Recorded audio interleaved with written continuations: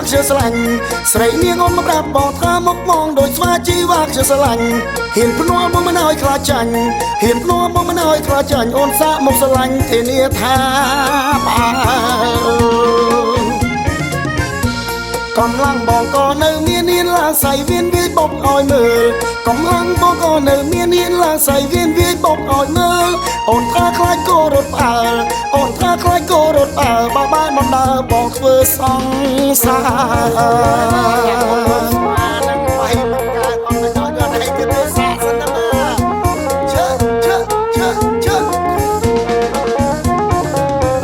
មុខដូចស្វា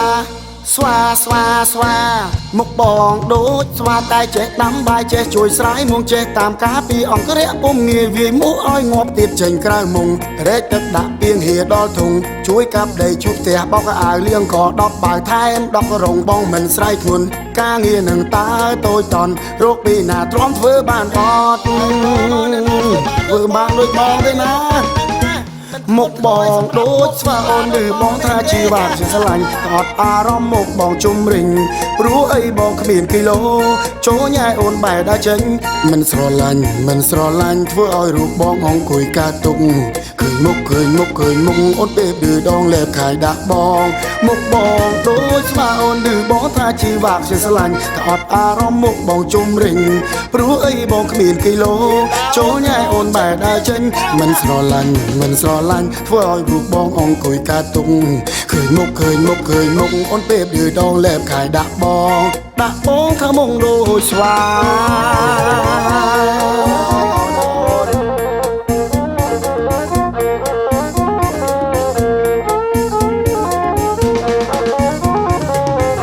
មុខដូចស្វាមុខបងដូចស្វាតែចេះដាំបាយចេះជួយស្រ័យមុងចេះតាមការពីអង្គរៈពុំងាយវាយមុខឲ្យងាប់ទៀតចេញក្រៅមុងរែកទឹកដាក់ពីងហៀដល់ធុងជួយកាប់ដីជុះផ្ទះបោកអាវលៀងក៏10បាវថែម10រងបងមិនស្រ័យធ្ងន់ការងារនឹងតើតូចតន់រកពីណាទ្រាំធ្វើបានអត់ស្រីនាងមកប្រាប់បងថាមកបងដូចស្វាជីវ៉ាជាស្រឡាញ់ស្រីនាងអូនមកប្រាប់បងថាមកបងដូចស្វាជីវ៉ាជាស្រឡាញ់